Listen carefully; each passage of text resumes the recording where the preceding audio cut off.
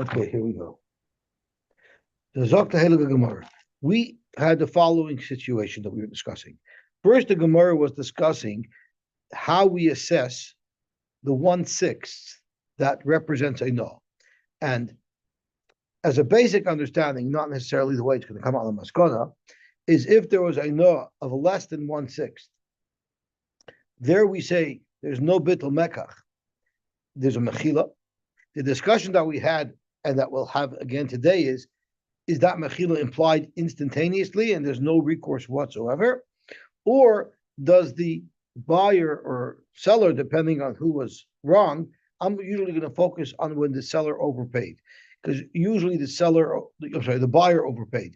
Because usually the merchants know what they're talking about, which is going to be the maskana of the Gemara. So we're going to be most concerned about a buyer overpaying. So if a buyer overpaid less than the shtus, what is an automatic mechila too bad? Once he makes the sale, it's over, or does he also have some recourse for a certain amount of time? Then there's the exact shtus. Now, the exact shtus, the Gemara seems to say that the option is with the person who is wrong. Let's call him the Lakeach. He has a choice of whether or not he wants his money back and nullify the whole deal, or if he just gets back his overpayment. And then the third type of Aina is more than a shtus, where the Mekach will be bottled. Again, there's a question as to, is that instantly bottled? Is there a time-limited period where the Lakeach could demand to nullify the sale? That's all up in the air. And then we had a machlokes between Rav and Shmuel, and that is this that we say 1/6 is kana umachzor Aina. Does that mean only if it's 1/6 of the value of the object? So you just look at the real value of the object and determine if it was overcharged or undercharged by 1/6 of that amount? Or when you're looking at the amount of money to look about 1/6 of, you look at what the purchase price was. And Shmuel says if it works out coincidentally that it's either 1/6 of the purchase price or 1/6 of the value of the item, both those things would fall under the class of Aina, and the Gemara even brought a brisa to support those two versions of shtus that they both were. And what we ended off with yesterday was the shaila of the Gemara, pachos mishtos l'rabbanan. If the Aina was less than a shtus, so let's pick a clear-cut case. The item is worth $24, and the person paid for it $26. So that's $2 out of 24, $1 out of 12. It's 1/12, a lot less than a sixth. So what is the halacha there? The moment we make the sale, I lost my $2 and I have no recourse, or maybe even there I have recourse up until the point where I would show it to a merchant or a friend to assess its value. So let's say, for argument's sake, I'm going to call that 2 hours. So do I have the same 2-hour window as if it was a sixth? Or do we say that no, instantaneously there's a mechila? If you overpay by 2, that's not an issue at all, and that sale is binding. So that was the question. The Gemara said, if you're going to learn that I have 2 hours, the same 2 hours that I have if the Aina is a shtus, so what's the difference if the Aina is a shtus or not? So the Gemara answers very simply. If the Aina is a shtus, the Lakeach has a right to say, I want to nullify this entire deal. Or he could say, I like the deal, I just want my overpayment back. That's an option that's given to the person who was wrong. In this case, we're going to call him the Lakeach. But if the Aina was pachas mishtos, there is no option for the Lakeach to demand the reversal of the entire deal. The best he can ask for is a return of his overpayment. That is how the Gemara explained the shaila. So that's the shaila that we're focusing on. Pachas mishtos is an automatic mechila, or it doesn't mean that he still has 2 hours to complain. If he doesn't complain within 2 hours, it's a mechila. But if he does complain within 2 hours, he's entitled to get his overpayment back. And now we're going to start bringing rayas. Now for the next blot and a half, the rayas are all going to be based on Rav Tarfon. If you remember, Rav Tarfon in our Mishnah said, it's not I know until it hits a third, which gives merchants a huge leeway in protecting them from an accusation of I know. But when Reb Tarfon also added that I'm going to give the lekeach more time for a whole day, not just 2 hours, a whole day to analyze this, they didn't like that because that gives them way too much time to think and make me trouble.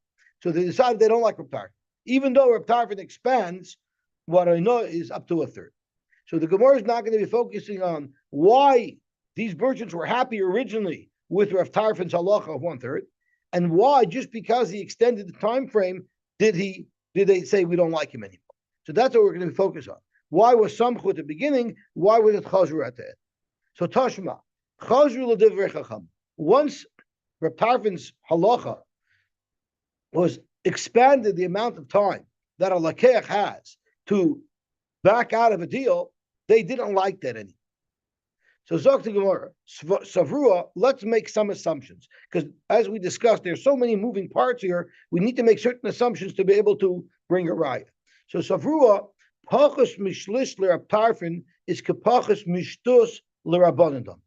Whatever the halacha is of Aina, L'Gabay Ashtus, according to the Rabbanan, right, that more is bottle, less is machal, and exactly a shtus is the mekach is kaim, but you return the overpayment. Once you make the number shlish, it has exactly the same characteristics. That would be the simplest understanding of the Mishnah, because the Mishnah doesn't make any distinction other than what is the demarcation line between non-aina and aina. So Zaktimar, Iyamet Bishlama Pachas Mishtus L'Rabbanan is Bichdei Sheyir Latagar. If you're going to say that less than the shtus, according to the Rabbanan, it's not an automatic mechila. Rather, the lakeich has some time to protest, and if he does protest within 2 hours, he will get back his overpayment or the kroivai. Ule Reb Tarfon kalayoim, and according to Reb Tarfon, even less than the shtus, a person has not only 2 hours, he has a whole day to demand back his overpayment. Mishum hachi chazru. That would explain why the merchants didn't like it, because up until now, they thought that anything up to a third is an automatic mechila. Now they see it's not an automatic mechila. What it is, or up until a third, they had only 2 hours to protest, and now Reb Tarfon expanded it and say they have a whole day to protest. That they don't like, because it's a huge loss for them if their oino was smaller. Usually, the oino will be smaller. They want to get away with it, right?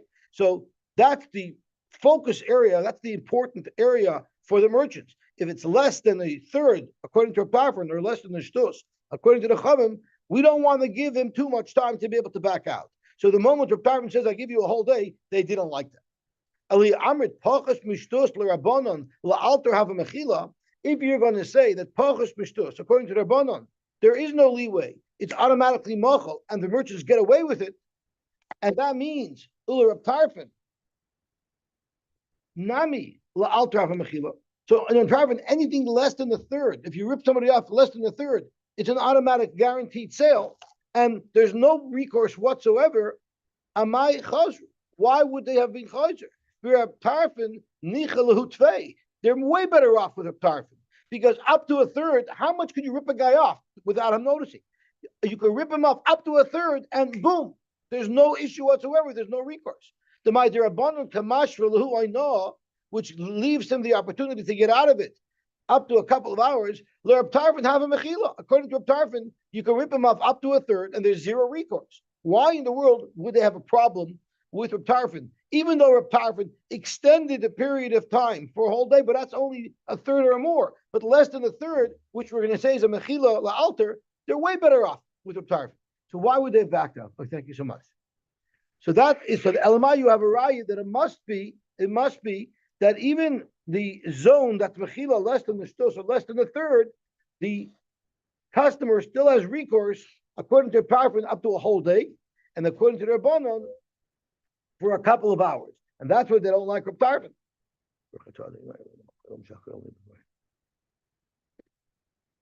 Zok to Gemara, you're making a mistake in your understanding of Reb Tarfon.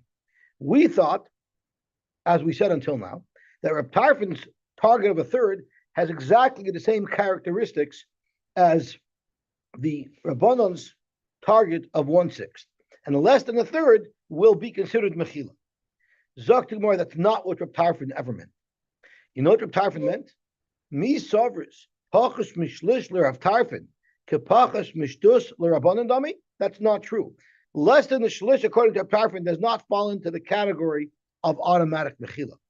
Rather, he extends the range of what a shtus is, l'gabe the middle level of kana umachzor no. Loi mishtus vat shlish. From a shtus, from 1/6 until a third, that entire zone is l'Reb Tarfon kishtus atzma l'Rabbanan dami. That entire zone means that we have some time. According to the Tanakama, it would be 2 hours. According to the Reb Tarfon, it will be all day for the buyer to come along and protest, and then have the option himself as to whether or not he wants to nullify the sale or get his overpayment back. So once that is the case, so now of course they would want to go back to Reb Tarfon, because of course they would want to leave Reb Tarfon, because our whole assumption that it would be a mechila right away would be a problem according to Reb Tarfon, because now up to a third it's an automatic mechila. It was never that way. Up to 1/6 it would be an automatic mechila, exactly like the Rabbanan. But up to from 1/6 to 1/3, that Reb Tarfon treats just like the Rabbanan, that you have time. And now he's extending that time from a couple of hours to a whole day. They definitely didn't like that. So then it would make perfect sense.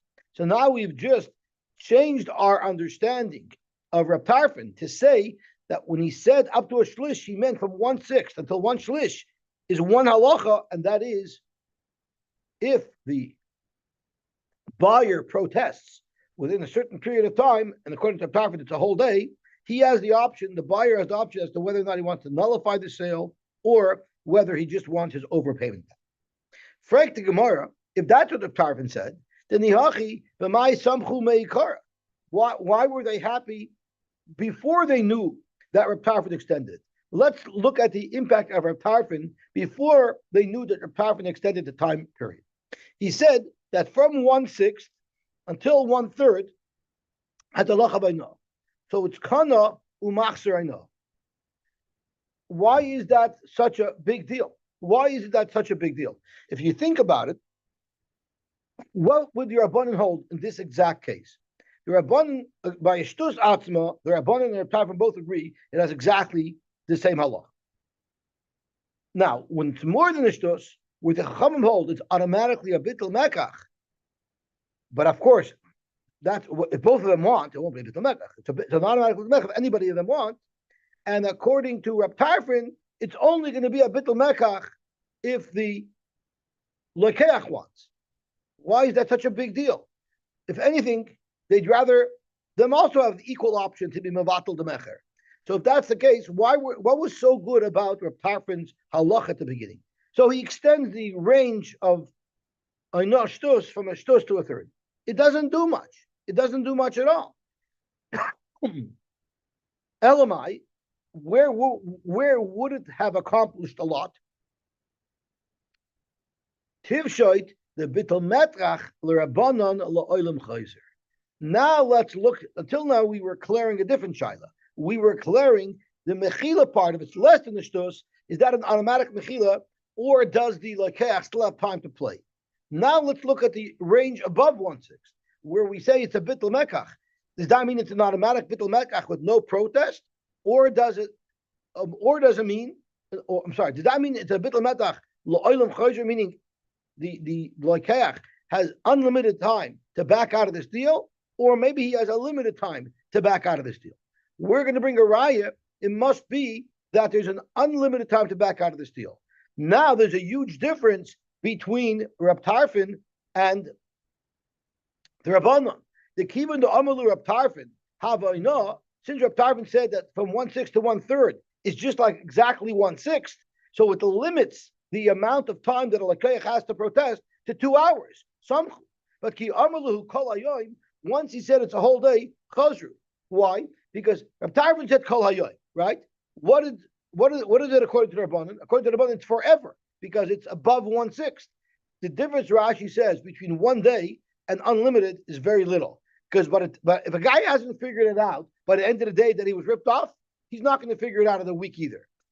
So therefore, that extension of time that the Rabbanan gives him to back out versus Reb Tarfon till the end of the day is not very impressive at all. So therefore, the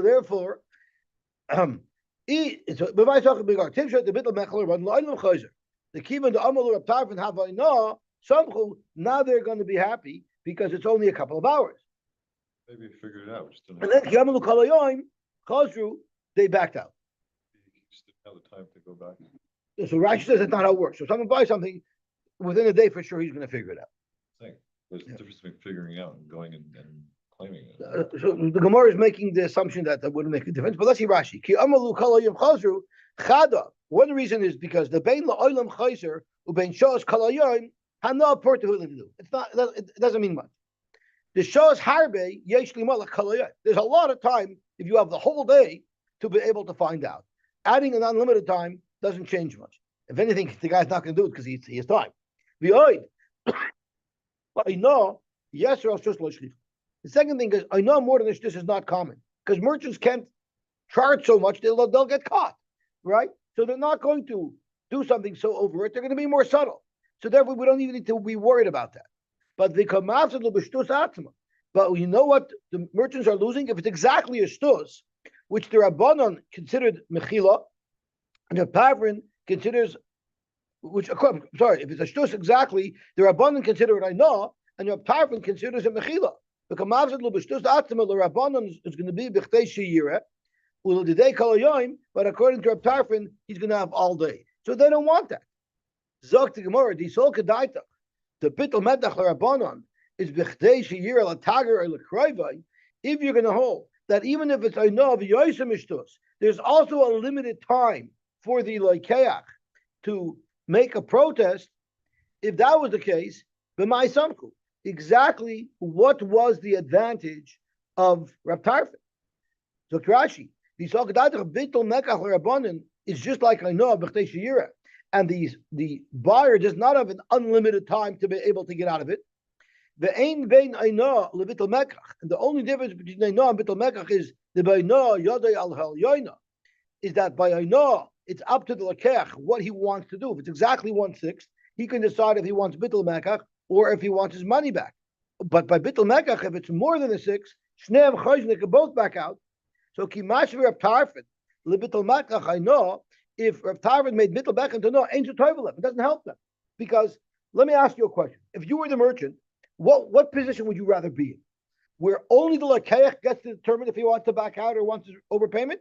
Or would you rather be in a position where you could also back out if you want? Avada, you're in a better position if you could also back out. We're on equal ground. So exactly what benefit did Reb Tarfon bring to the table in the first place? Zok Gemara, you know what benefit he brought to the table? Samchu b'shtus atzma. And here the Gemara is telling us a new pshat in Reb Tarfon, that if it's exactly 1/6, up until now, we said that Reb Tarfon and the Rabbanan agree that exactly 1/6 is Ainah, where it's kana umachsoinah, except that Reb Tarfon extends that from 1/6 up to 1/3. Now the Gemara is because we're in a stuck position and we don't have a raya. The Gemara is saying that Reb Tarfon exactly a shtus, which the Rabbanan consider Ainah, Reb Tarfon still consider that in the mechila category, and it's a case where the Ainah was exactly a shtus. That's where there was a benefit. That's where there was a benefit of Reb Tarfon.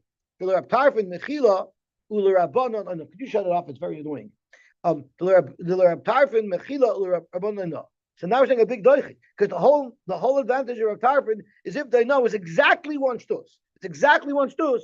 At that point, according to the Rabbanon, the Lakeach has the option to back out of the deal, and according to Reb Tarfon, the Lakeach does not have the option to back out of the deal because exactly a shtus we consider as if it's below a shtus according to Rabbanon. Okay, so again, just to go through the different spheres, why it was good, why it was bad, we weathered one sugya.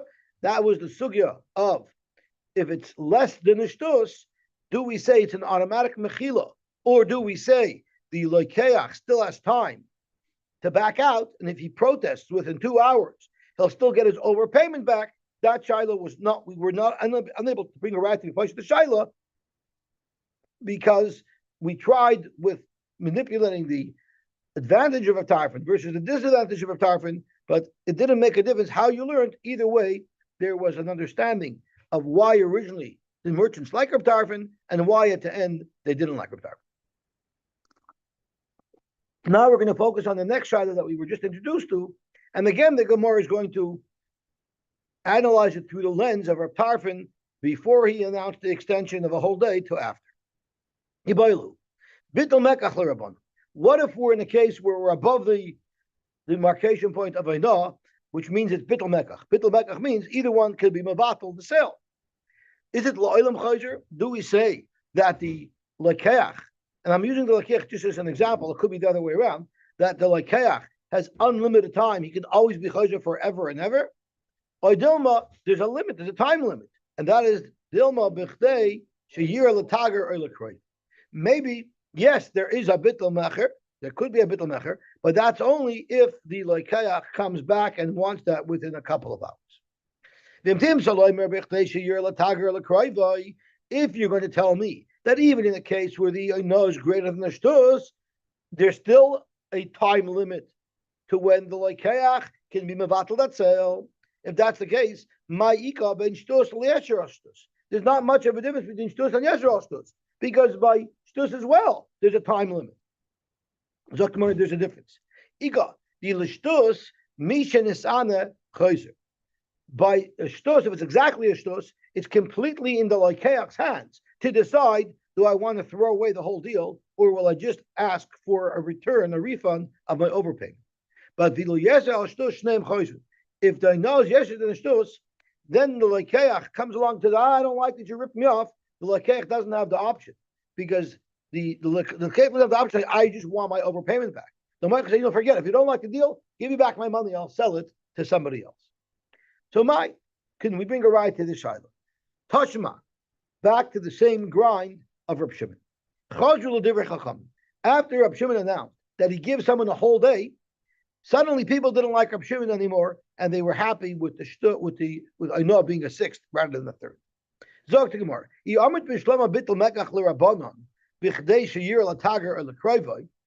you're going to learn that bittul mekach, according to the Rabbanan, meaning it's over a sixth, he only has a time limit of 2 hours to be able to make his claim. Uli Reb Tarfon kol hayom, and according to Reb Tarfon, you had all day to do it because that's what Reb Tarfon did. Whatever the Rabbanan had said as a 2 hour time limit, Reb Tarfon said as a whole day time limit. Mishum hachi chazru. That's why they would be chayzer, because according to Reb Tarfon, it gives people much more time to think about it and to get out of the deal. Surely they wouldn't want that, the merchants. If you're going to tell me, when it comes to bittul mekach la'olam chayzer, that means according to Reb Tarfon, that wouldn't extend to la'olam until over a third. So there's a huge benefit to Reb Tarfon between 1/6 and 1/3. There's a time limit on it. Amai chazru, maybe Reb Tarfon nichalu. It would be much better for the merchants with Reb Tarfon, even though he extends it to the end of the day. But Reb Tarfon nichalu tfei. Why? The kamash v'lu Einah kol hayom. V'suloi. He says that it's considered still like Einah, because from 1/6 to 1/3, he holds is considered like Einah exactly, which means there's a time limit. Yes, Reb Tarfon extended that time limit to a whole day, but according to the Rabbanan, there's no time limit at all. So it's way worse. So Zog to Gemara, Amai chazru with Reb Tarfon nichalu tfei, the kamash v'lu Einah kol hayom v'suloi. Right? And by the Chachamim, it's unlimited. Zog more true. In that respect, there was a milah. But that's not such a milah. You know why? Because bittul mekach lo shchiach. It's very rare that a merchant, this whole discussion from 1 to 1/6 is a very rare thing. It's very rare that someone's going to overcharge by more than a sixth. So all that is not really what the merchants are so focused on. You know what they're more focused on? They're more focused on up to a sixth, where the most the customer can ask for is his overpayment. According to the Rabbanan, they have 2 hours to ask for that. And according to Reb Tarfon, they have a whole day to ask for that. That's what they're focused on. The merchants are focused mainly on that lower zone, which is where most of the overcharging occurs. It's very not typical that someone's going to overcharge unless it's in the airport, right? Unless it's in the airport where a tuna sandwich is $75,000. But in a normal market, that's not going to happen, and that's why they're not worried about that restriction. They're mainly worried about up to a sixth, which is where they're going to make most of their money. Okay. Now the reason why there's such a long Tosfos on it is because there's so many svaros back and forth why this should be better, why that should be better, and Rashi and Tosfos get into a whole bunch of different ideas. But I don't want to overcomplicate it because really it's a simple shaila. So ultimately we have two shailas over here. The two shailas we had is that less than the shtus is a mechila. Is that an instantaneous mechila, or there's a time limit for the lakech to demand that payment, that overpayment back, and then after that expires, then it's a mechila. Less than the shtus, yeah. Less than the shtus, the Gemara had a shaila. Is it automatic mechila or no? It's not an automatic mechila unless the lakech complains within 2 hours, he loses it, right? But he could complain within 2 hours. He can still get his money back. And then the other shaila we just had now was if it's more than a shtus, do you have a time limit to be able to make that claim, or can you do it forever? And both these shailas were not proven one way or another. So now we're going to get some closure. Amar Rava, which is going to be unlike what we learned until now. Hilchasa pachos mishtus nikna mekach. It's nikna mekach. Yosy al shtus batal mekach, and shtus kana umachsarina. There's no option. Until now we're saying there's an option. It's exactly shtus. The person who got ripped off, yod al yod, no. It's very prescriptive. Yes, al shtus batal mekach, pachos mishtus nikna mekach, and shtus kana umachsarina. Is there a time frame to make the claim? Yes. Vizeh, no matter what it is, it's bichdei sheyira letager oy lekroiv. So Rava sets very clear rules. Pachos mishtus, it's only a mechila after 2 hours. Up in 2 hours, I still could claim I want my overpayment back. Yes, a mishtus, I only have 2 hours to say I want to be vatal the mekach. If 2 hours go by, too bad. Everything is good, and it's exactly a shtus. You don't have options. You have 2 hours to claim, and if you do claim, the most you do is you get back your money. You don't get to be vatal. Beautiful. Zok to Gemara weiter. So Rava makes things the most clearest. Zok to Gemara. Tanya kavasei the Rava. We even have a brisa that supports Rava's opinion. I know pachos mishtus nikna mekach. Yeser al shtus batal mekach. Shtus kana umachsarayno. Divrei Rebbe. This is the words of Rebbe. I'm sorry. Yeah, this Divrei Rebbe Nosson. These are the words of Reb Nosson, and Rava is aligning himself with Reb Nosson. And Rashi says we paskin like Reb Nosson. Reb Nosson is someone who we normally paskin like. Let's see. I apologize. I touched Rava wrong. I touched Rava that even pachos mishtus, you have to, if you protest within 2 hours, you get your money back. That's not true. Pachos mishtus is nikna la'alter. Because otherwise it wouldn't make sense. There's no difference in shtus and pachos mishtus. So pachos mishtus is nikna alter no matter what. It's an automatic mechila. Yes, shtus, it's a batal mekach, and shtus is kana, and no one can be chayzer, but he gets the money back. So Zok Rashi, the sphere like Rab Nosson the brisa, the kaimelon Rab Nosson dayanahu, the nachas lum kedina. Rab Nosson understood how to bring out the halach l'maisa. So halach l'maisa, according to Rava, is pachos mishtus is an automatic mechila. There's zero recourse at all. Shtus and yesem shtus, that's where there's a time frame. The time frame of a couple of hours, the time that it would take to show it to a merchant or to a friend. Tanya kavasei the Rava. We have a raya to Rava. We actually just learned this already. Ano pachos mishtus nikna mekach yes shtus batal mekach shtus kana machsano the Reb Nosson. Rabbi Yudah Nasi says yad moicher al holoyino. Now yad moicher al holoyino means if the moicher was ripped off, if he undercharged. So Rashi says the Mishnah seems to be talking about a case where the lekech overpaid. Now the brisa elaborates on the parallel case where the lekech underpaid. So yad moicher al holoyino writes I'm letain li mekri, give me my item back. Letain li mashani sani, or give me the money that you didn't pay me that you should have. But but there's still a time frame up until when someone can make that claim. Okay, more about the Lekayach needs now the time, but the Moicha, besides Achir and Lataga. He doesn't have anything to show the time. Beautiful, beautiful Shaila. Zok to Gemara. Ad Mosai Muta Lahakser. Amar Ab Nachman, Lo Shanu Lekeach. The Lekeach, you give him a time limit. You have your object, go get it assessed. Avul Moicher, the Moicher doesn't have any item anymore. He gave it away. So what is he supposed to have assessed? He's going to have to find a similar item, and then once he finds a similar item, then he's going to have to take that item and get it assessed. Avul Moicher, Lo Oilam Chayzer. He always has a right to be chayzer. Name him Messiah. Let's bring a right to Rav Nachman, because it says chazru. Again, we're having the same conversation with the having maskana of Rav Tarfon. Chazru l'divrei chacham. Isn't it his responsibility to know what to sell something? That's all good questions. So let's get to the two dots, and all those are very valid for us, and they're going to come out in the Chadami. Zok to Gemara, Avul Moicher lo chazru. Name him Messiah. Let's see if we can bring a right to Rav Nachman that the Moicher is unlimited. Chazru l'divrei chacham. Chazru l'divrei chacham. They decided they wanted to go back to the chum. They didn't like Arab Tarf and extended the window. If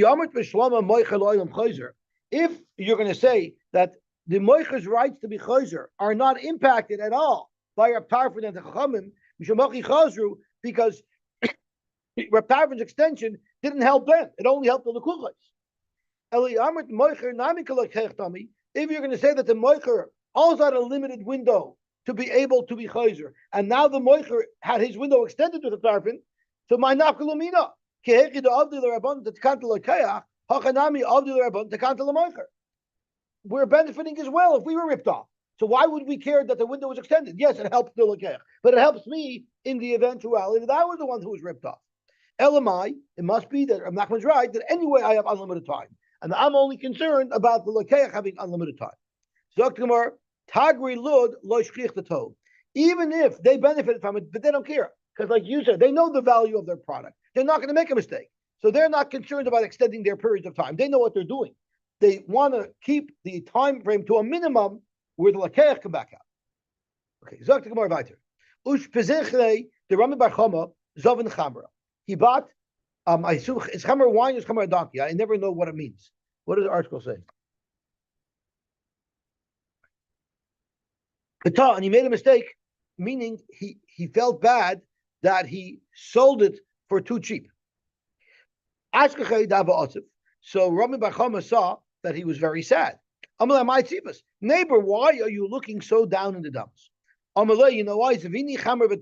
I sold my wine and boy did I make a mistake. So what's the big deal? So go back out. I can't back out. I already waited too long. My return period expired. So you know what Rabbi Muhammad said? Why did he go speak to Rav Nachman? Because he knew Rav Nachman said that the moicher has unlimited time. Showed you the Kamed Rav Nachman. Rav Nachman told him, you don't have to worry. You have an unlimited period of time to back out. My timer, he has it. Wherever he goes, he can show it to somebody. What do you think it's worth? But he's going to have to find a similar product to be able to get a fair assessment of it. The other they don't know. So therefore, you don't have to worry. Don't feel bad that you sold for too cheap. Back out of the deal. Varshchi is some type of jewelry which Rashi teaches as kshure meshi, knots of silk. With their bangles or some type of silk ribbons. Okay. Lazuni to sell. Kari Shita, he was announcing that I'm going to sell them for 6. But Vishavya Chamsha, they were really only worth 5.